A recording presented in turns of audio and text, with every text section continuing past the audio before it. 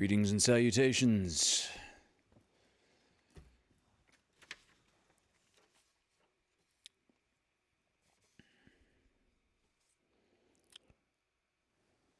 Hello, Miss Dari and Christina are watching together, I'm sure. Kelsey Blaine Gibson, hello. Kathy B. Hello, Angelica. Emily Thatcher. Roberta, hello. Wolfus. Angelica says hello. He is awake. My mom is here, Pam. Hi, Mom. Happy Mother's Day. Did everyone have a nice, pleasant Mother's Day? Anna, did your daughters treat you well? I saw that Christina made a big lasagna. It was lovely. Gavin, hey Gavin, how you doing, man? I haven't played Elven Assassin in weeks, and I just got back on this last Friday to check out the new maps, and played a bunch more yesterday. Gavin, have you tried that? What do you think of the new stuff? What do you think of the new maps, man?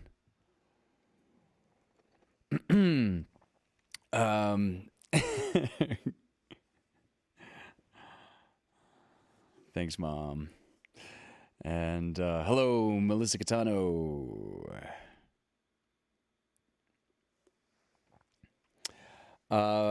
Do we have any Grateful Dead fans listening, watching? I thought I would start this evening with a poem by Sarah Teasdale. And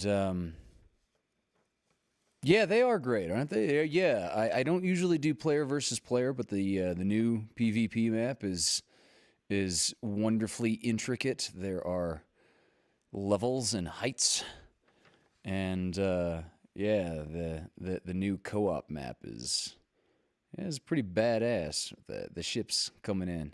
Paul Carganilla, just logging on.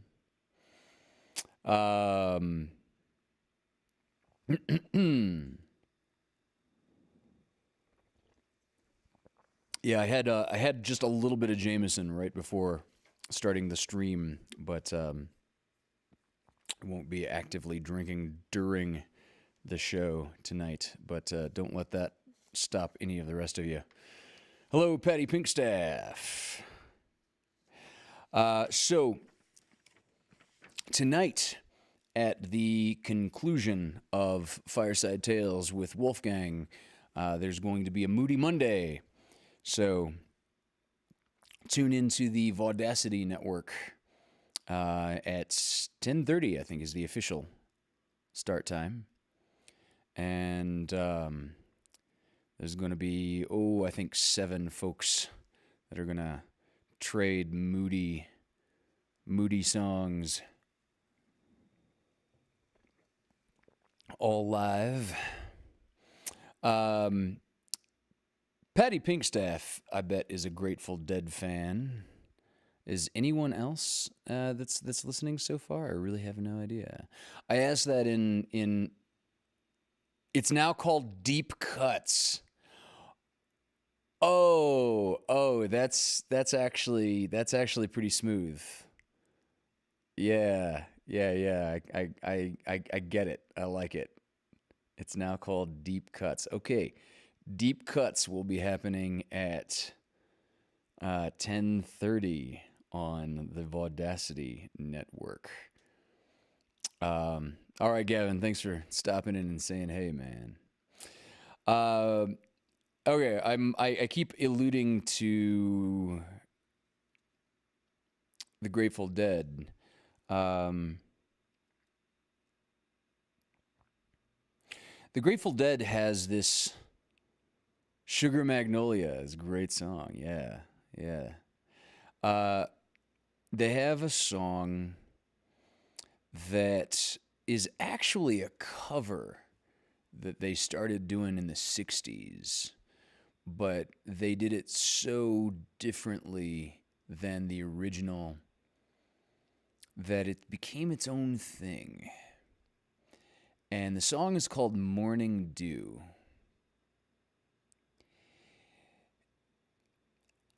I guess I would describe the song as post-apocalyptic because it is about humanity in a post-nuclear war kind of scenario where people are trying to start over as humans. And it's it's just an incredibly, just holy shit powerful song, to say the least. And the Grateful Dead played that song quite actively over a couple of decades. And I've had that song just kind of running through my head for no particular reason. But it made me want to open tonight's Fireside Tales with this poem by Sarah Teasdale.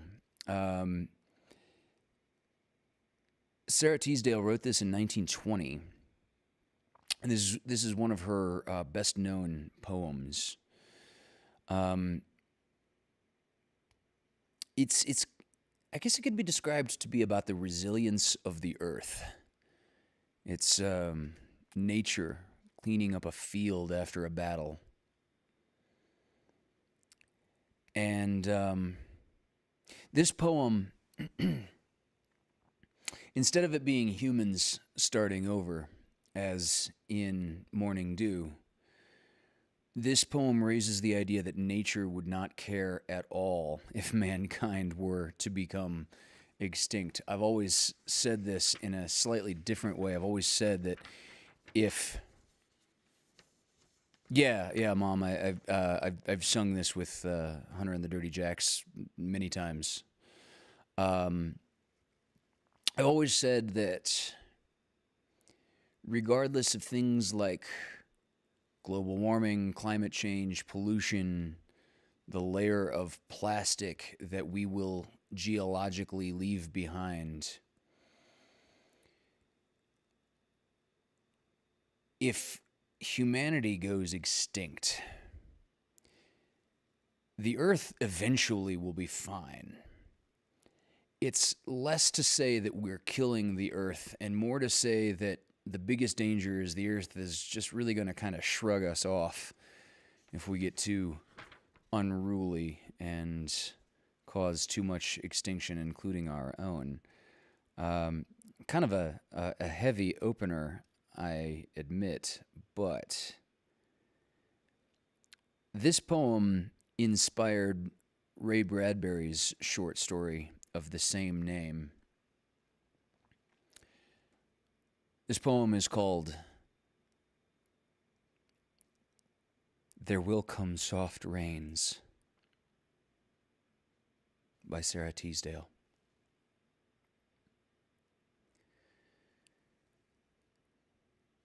There will come soft rains, and the smell of the ground, and the swallows circling with their shimmering sound, and frogs in the pools singing at night, and wild plum trees in tremulous white. Robins will wear their feathery fire, whistling their whims on a low fence wire, and not one will know of the war. Not one will care at last when it's done. Not one would mind, neither bird nor tree, if mankind perished utterly. And spring herself, when she woke at dawn, would scarcely know that we were gone.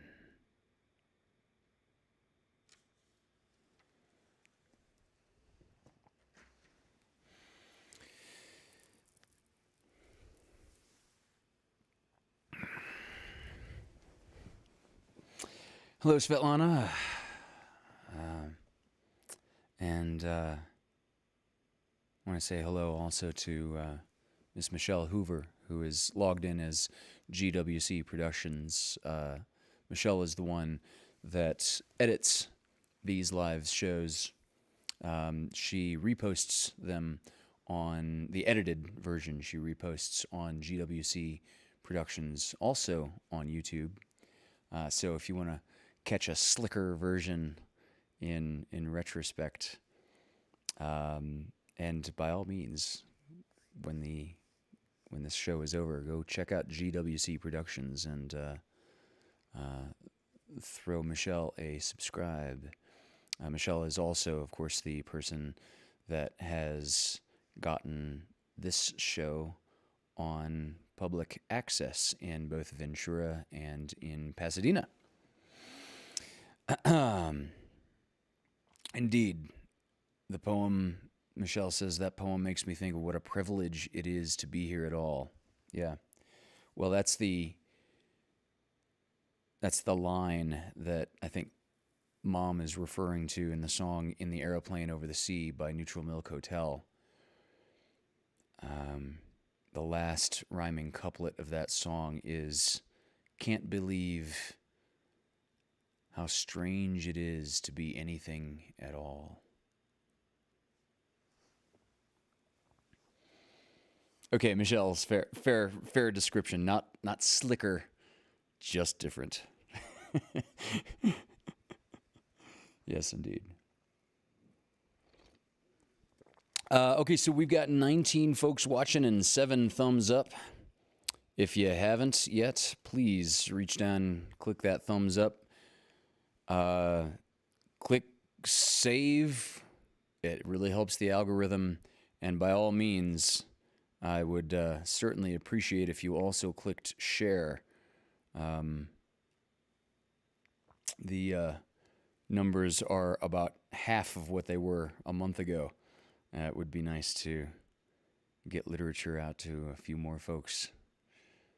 I think a lot of people need it right now.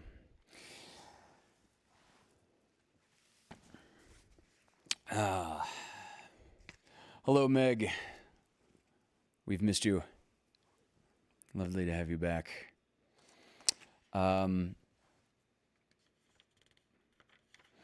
So, I think we're going to jump into the first short story of this evening by O. Henry. Very little preface here.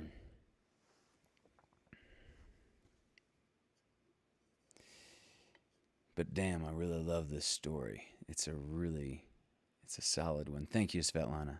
Thank you.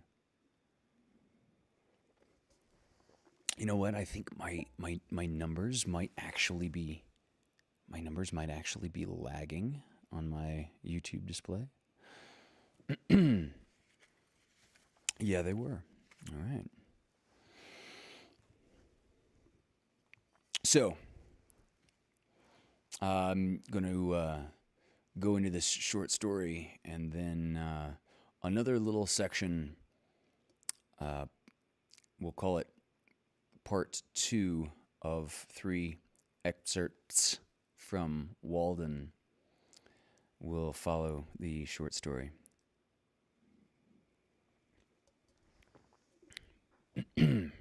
This is A Double-Eyed Deceiver by O. Henry.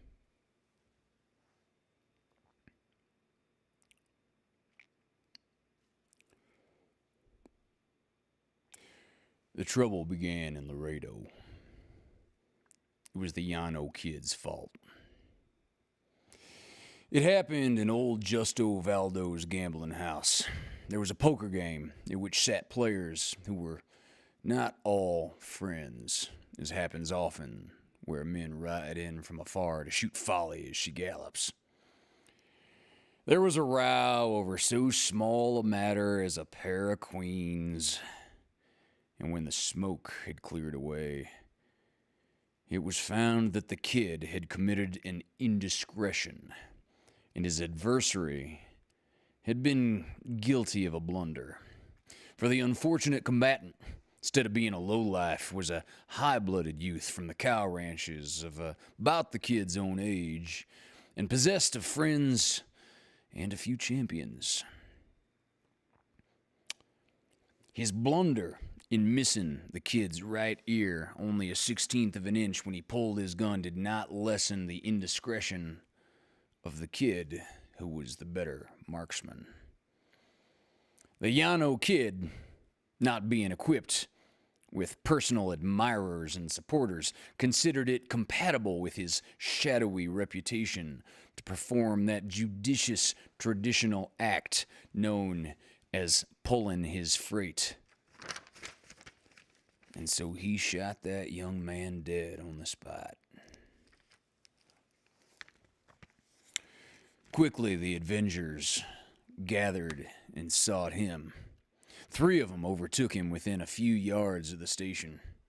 The kid turned and showed his teeth in that brilliant but mirthless smile that usually preceded his deeds of insolence and violence, and his pursuers fell back without making it necessary for him to even reach for his weapon. But in this affair, the kid had not felt the grim thirst for encounter that usually urged him on to battle. It had been a purely chance row, born of the cards and certain epithets impossible for a gentleman to brook that had passed between the two. The kid had rather liked the slim, haughty, brown-faced young chap whom his bullet had cut off in the first pride of manhood, and now he wanted no more blood. He just wanted to get away and have a good long sleep somewhere else with his face in the sun. The kid openly boarded the northbound passenger train that departed 5 minutes later. But at Webb, a few miles out where it was flagged to take on a traveler, he abandoned that manner of escape. There were telegraph stations ahead. The kid looked askance at electricity and steam. Saddle and spur were his rocks of safety. The man whom he had shot was a stranger to him, but the kid knew that he was of the Corralados outfit from Hidalgo, and that the punchers from that ranch were more relentless and vengeful than Kentucky feudists when wrong or harm was done one of them. So, with the wisdom that has characterized many great fighters, the Yano kid decided to pile up as many leagues as possible of chaparral and pear between himself and the retaliation of the Corralitos bunch. Near the station was a store, and near the store, scattered among the mesquites and elms, stood the saddled horses of the customers. Now, most of them waited half asleep with sagging limbs and drooping heads, but one, a long-legged roan with a curved neck, snorted and pawed at the turf. This horse, the kid mounted, gripped with his knees and slapped gently with the owner's own squirt. If the slaying of the reckless card player had cast a cloud over the kid's standing as a good and true citizen, this last act of his put him in the darkest shadows of disrepute. On the Rio Grande border, if you take a man's life, you sometimes get by with it. But if you take his horse, you take a thing, the loss of which renders that man poor indeed, and which enriches you not if you are caught. For the kid, there was no turning back now, 'cause the hang horse thieves. With the springing roan under him, he felt little care or uneasiness. After a 5-mile gallop, he drew into the plainsman's jog and trot and rode northeastward toward the Nueces river bottoms. He knew the country well. He knew its most torturous and obscure trails through the great wilderness of brush and pear, and its camps and lonesome ranches where one might find safe entertainment. Always he bore to the east, for the kid had never seen the ocean. Never seen the ocean. And he had a fancy to lay his hand upon the mane of the great Gulf of Mexico, the gamesome cult of the greater waters. So, after 3 days' ride, he stood on the shore at Corpus Christi, and he looked out across the gentle ripples of a quiet sea. Captain Boone of the schooner Fly Away stood near his skiff, which one of his crew was guarding in the surf. When ready to sail, he discovered that one of the necessaries of life, in the shape of plug tobacco, had been forgotten. A sailor had been dispatched for the missing cargo. Meanwhile, the captain placed the sands, chewing profanely at his pocket store. A slim, wiry youth in high-heeled boots came down to the water's edge. His face was boyish, but with a premature severity that hinted at a man's experience. His complexion was naturally dark, and the sun and wind of an outdoor life had burned it to a coffee brown. His hair was black and straight. His face had not yet been upturned to the humiliation of a razor. His eyes were a cold and steady blue.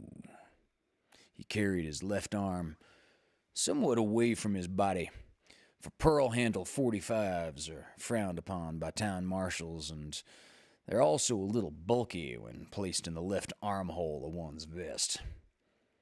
He looked beyond Captain Boone at the Gulf with the impersonal and expressionless dignity of a Chinese emperor. "Thinking of buying that there Gulf, eh, buddy?" asked the captain, made sarcastic by his narrow escape of a tobacco-less voyage. "Well, I know," said the kid gently. "I reckon not. I just never saw it before. I was just looking at it." "Not thinking of selling it, are you?" "Arr, not this trip," said the captain. "I'll send it to you COD when I get back to Buenos Aires. Here comes that lubber with the chewing tobacco. Ha! I ought to have weighed anchor an hour ago." "Is that your ship out there?" asked the kid. "Why, yes," answered the captain. "If you want to call a schooner a ship, and I don't mind lying.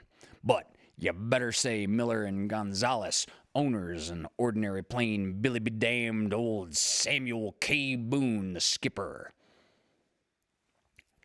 "So, where y'all going to?" asked the refugee. "Buenos Aires, coast of South America. I forgot what they called the country the last time I was there. Our cargo was lumber, corrugated iron, and machetes." "What kind of country is it?" asked the kid. "Is it hot or cold?" "Warmish, buddy," said the captain. "But a regular paradise lost for elegance of scenery and beauty of geography. We're wakened every morning by the sweet singing of red birds with 7 purple tails, and the sighing of breezes in the posies and roses. And the inhabitants never work, for they can reach out and they can pick steamer baskets of the hottest choice hothouse fruits without getting out of bed. And there's no Sunday, and no ice, and no rent, and no troubles, and no use, and no nothing. It's a great country for a man to go to sleep with and wait for something to turn up. The bananas and oranges and pineapples, hell, the hurricanes, all those fruits that you eat, They all come from there. Well, that sounds pretty good to me, said the kid, at last betraying interest. What'll the expressage be to take me out there with you? $24, said Captain Boone. Grub and transportation, second cabin. I haven't got a first cabin. Well, you got my company, said the kid, pulling out a buckskin bag. With $300, he had gone to Laredo for his regular blowout. The duel at Valledo's gambling house had cut short his season of hilarity, but it had left him with nearly $200 that he hadn't lost yet for aid in the flight that had made it necessary. All right, buddy, said the captain. I hope your ma won't blame me for this little childish escapade of yours. He beckoned to one of the boat's crew. Let Sanchez lift you up to the skiff so you don't get your pretty feet wet.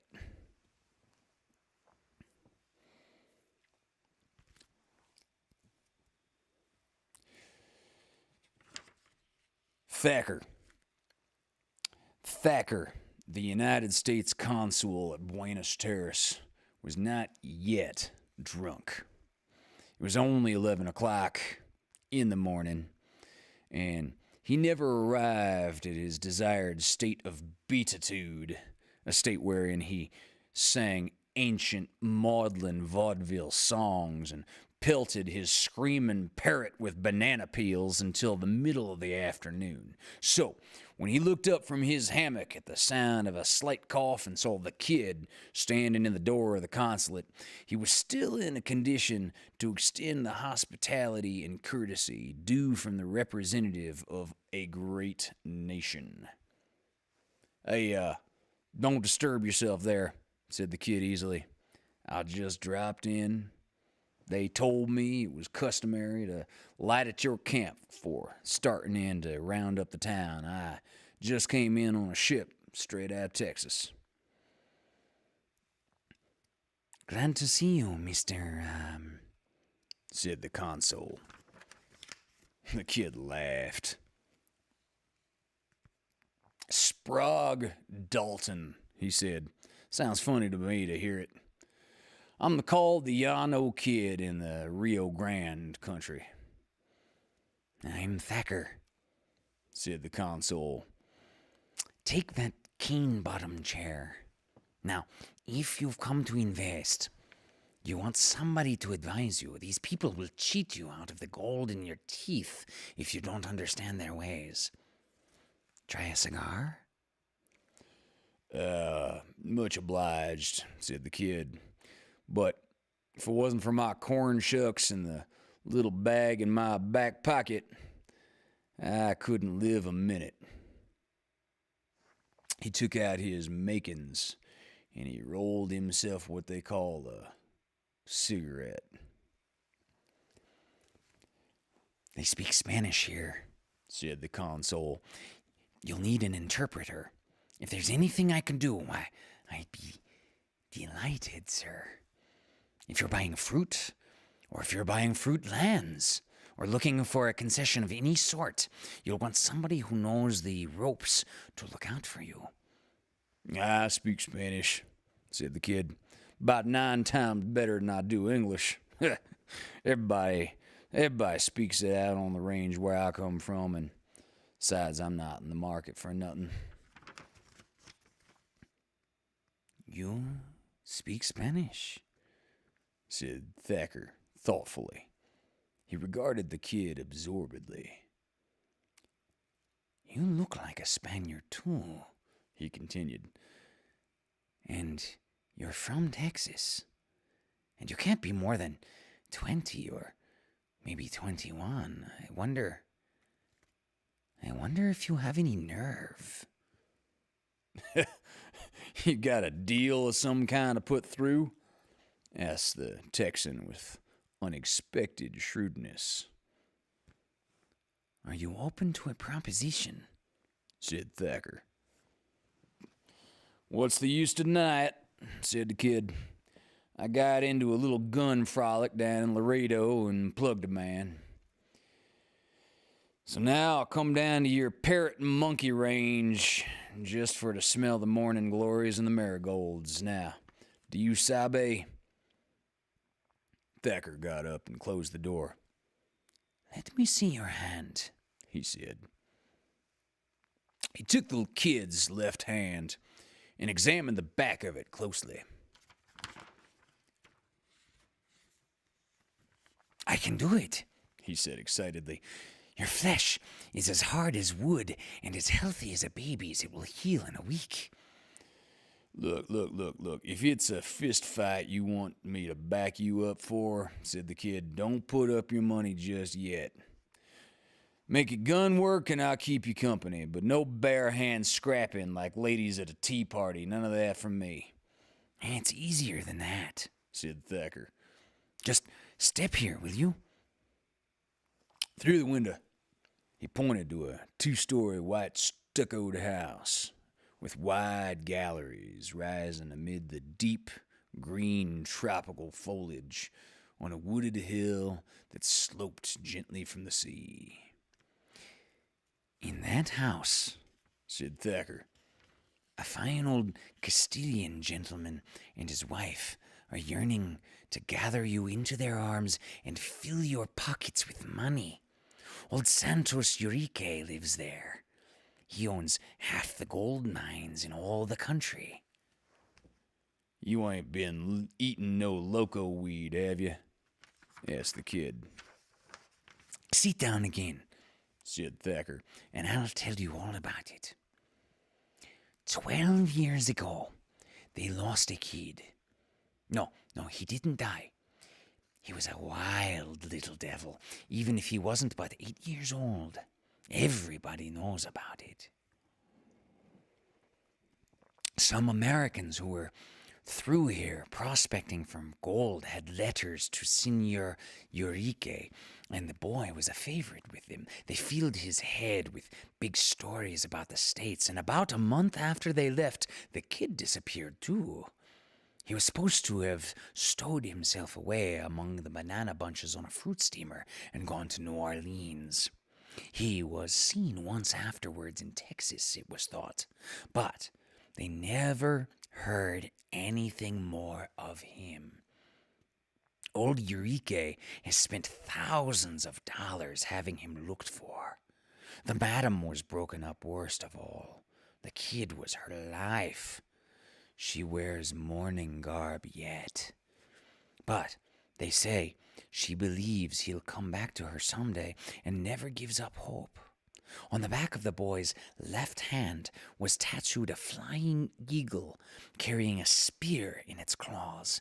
That's old Urique's coat of arms, or something that he inherited from Spain.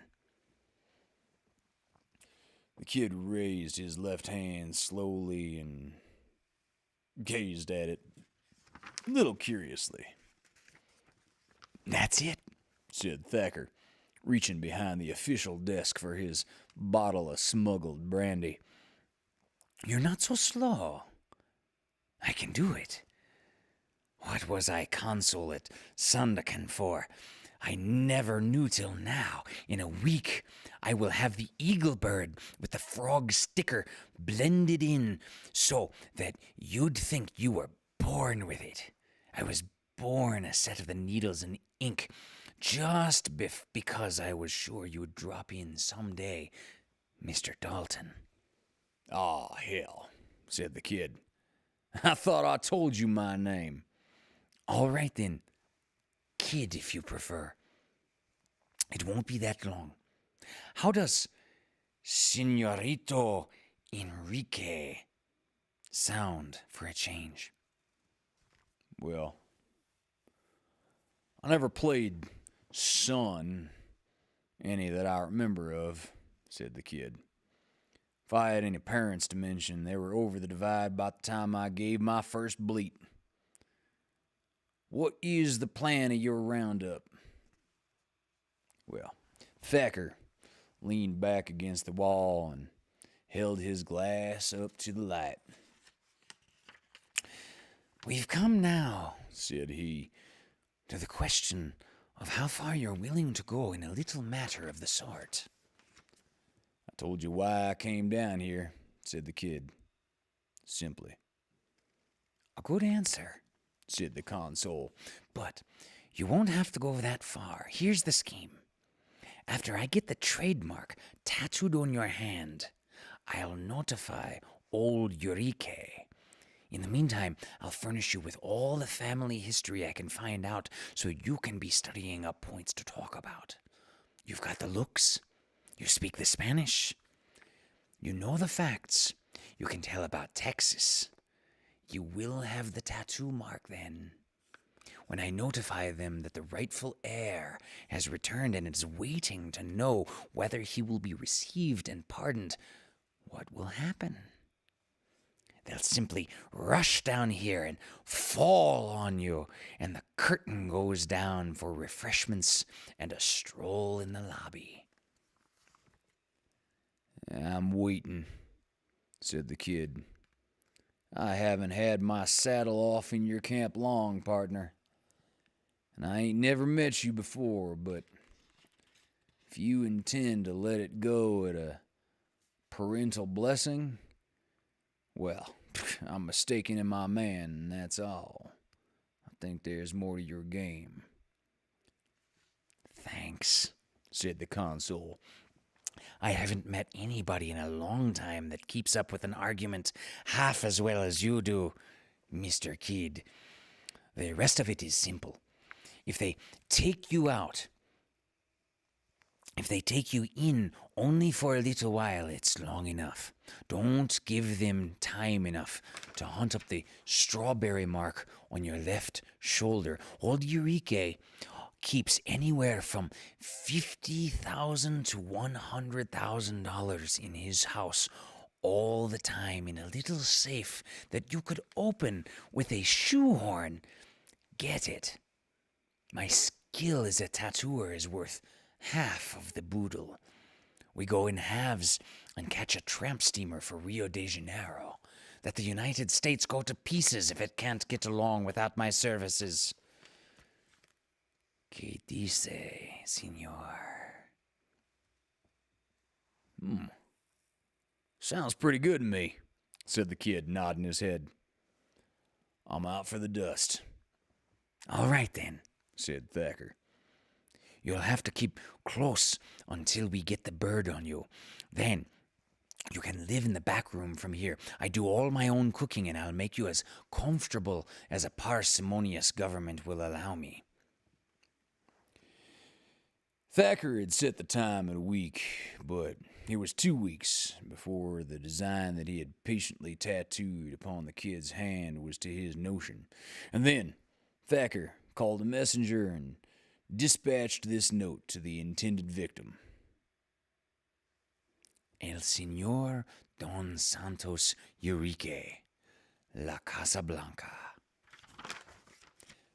My dear sir, I beg permission to inform you that there is in my house, as a temporary guest, a young man who arrived in Buenos Aires from the United States some days ago.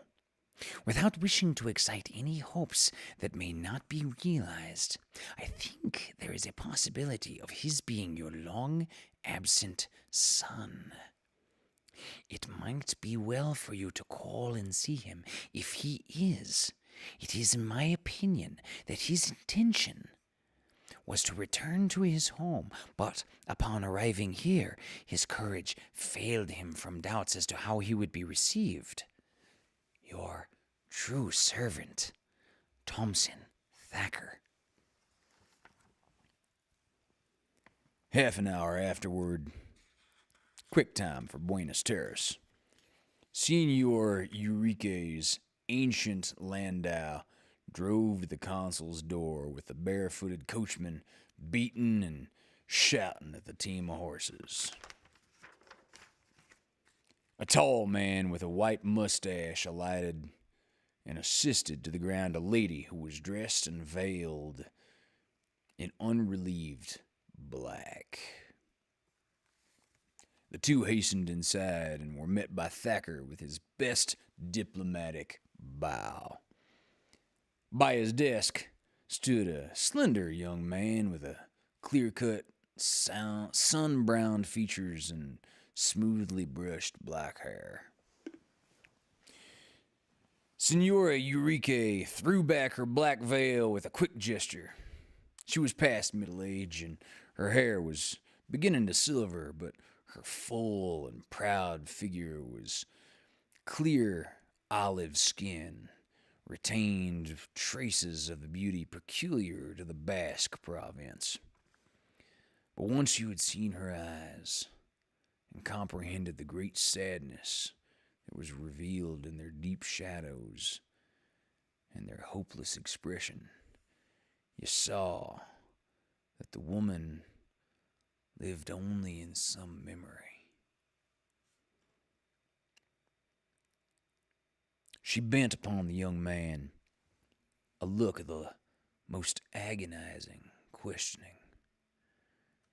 Then her black eyes turned and her gaze rested upon his left hand, and with a sob, not too loud, but seeming to shake the room, she cried, "Hijo mío!"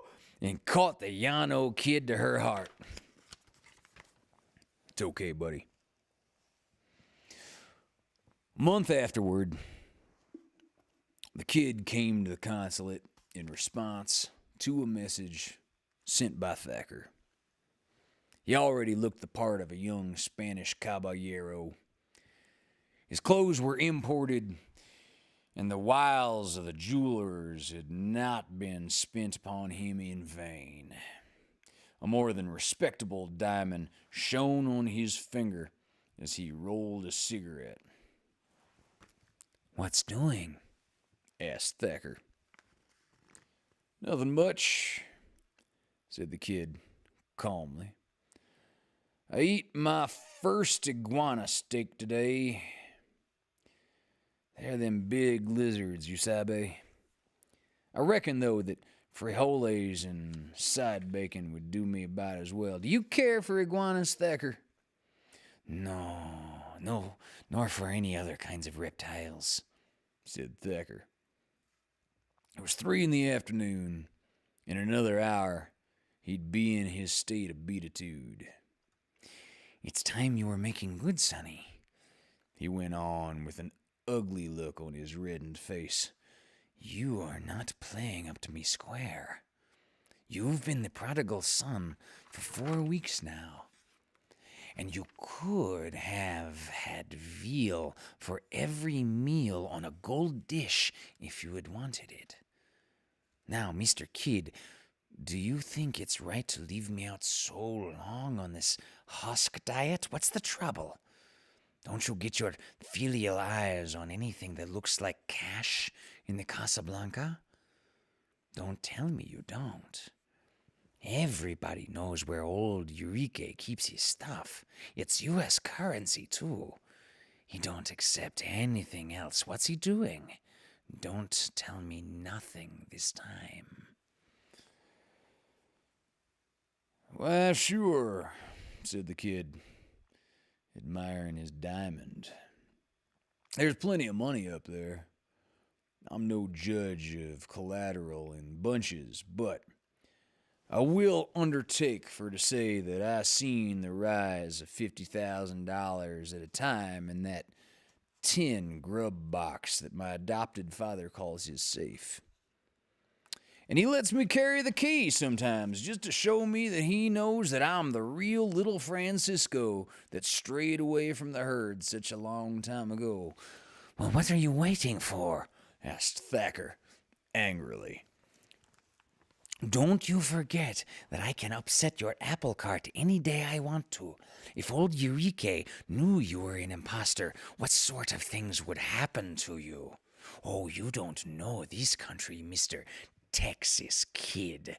The laws here have got mustard spread between them. These people here would stretch you out like a frog that had been stepped on and give you about 50 sticks at every corner of the plaza, and they'd wear every stick out just beating you what was left of you that they had not yet fed to the alligators.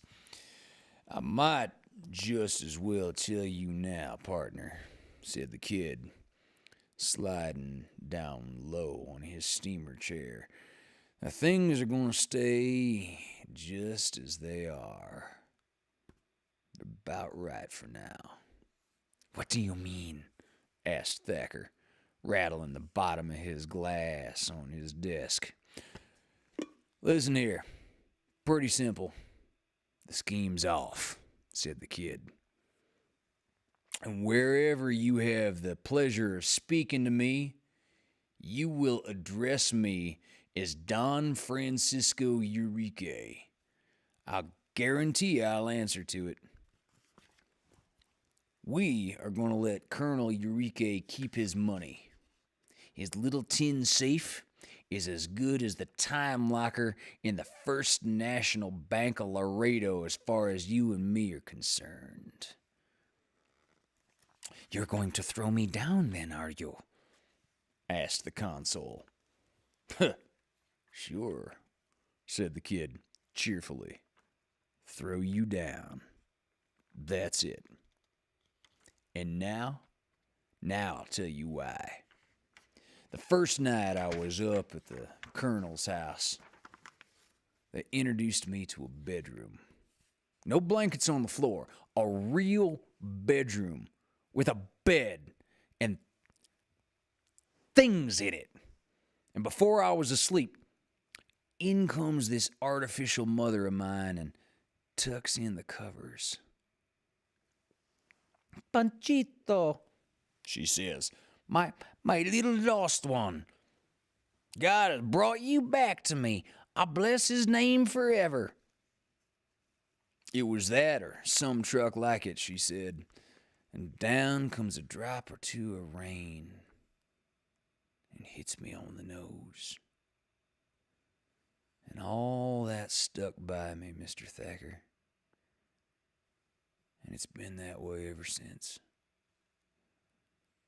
And it's got to stay that way. Now, don't you think that it's some kind of villainy inside me that makes me say that kind of thing? If you got any sort of ideas, you just keep them to yourself. I haven't had much truck with women in my life and no mother to speak of. But here's a lady. Oh, here's a lady that we gotta keep fooled. Once she stood for it. Twice she won't. I hope you're listening close, 'cause I'm a low-down wolf. And the devil may have sent me on this trail, but I'll travel it to the end. Now, don't forget that I'm Don Francisco Eureka whenever you happen to mention my name. I'll expose you today, you double-dyed traitor, stammered Thacker. The kid arose and, without violence, the kid calmly took Thacker by the throat with a hand of steel and shoved him slowly into a corner. Then he drew from under his left arm his pearl-handled .45, and he placed the cold muzzle of it against the consul's mouth. I told you why I come here, he said with his old freezing smile. And if I ever leave, killing you will have been the reason. Never forget that, partner. Now, what is my name? Don Francisco Eureka, gasped Thacker. From outside came a sound of wheels and the shouting of someone and the sharp thwacks of a wooden whipstock upon the backs of fat horses. The kid put up his gun and walked to the door. But he turned again and came back to the trembling Thacker and held up his left hand with its back toward the console. "There's one more reason," he said slowly, "why things have got to stand as they are. The feller I killed in Laredo had one of them same pictures on his left hand." Outside, the ancient landau of Don Santos Eureka rattled to the door. The coachman ceased his bellowing. Senora Eureka, in a voluminous gown of white lace and flying ribbons, leaned forward with a happy look in her great soft eyes. "Are you within, dear son?" she called in the rippling Castilian lisp. "Madre mia, yo vengo." Mother, I come," answered the young Don Francisco Eureka.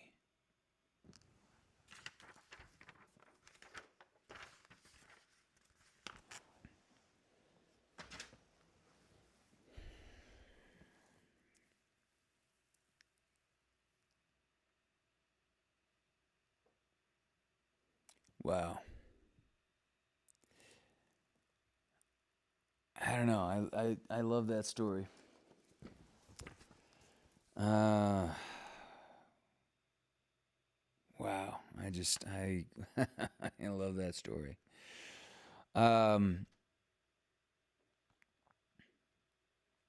So folks, I'm gonna throw you a little curveball and do something I've never quite done before.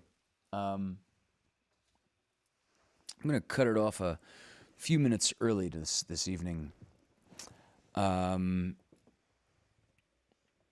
We will continue with the excerpts from Walden that I had promised next week.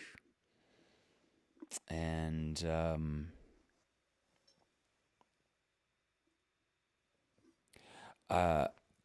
suffice to say, I was very much in the mood to mean that story, as I hope came across very clearly.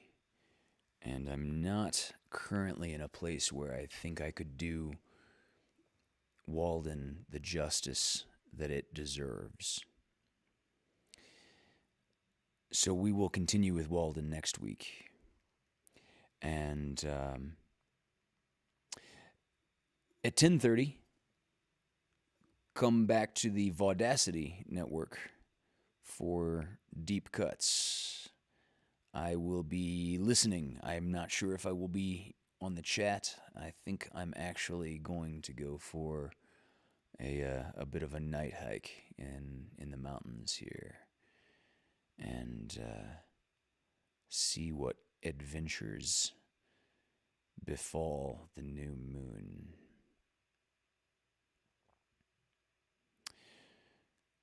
Thank you all very much for joining us, and I will see you all again on Thursday for Lovecast 56 as we celebrate my dad's birthday.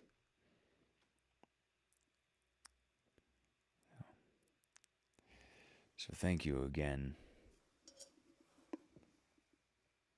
Boop. Thank you again for joining us.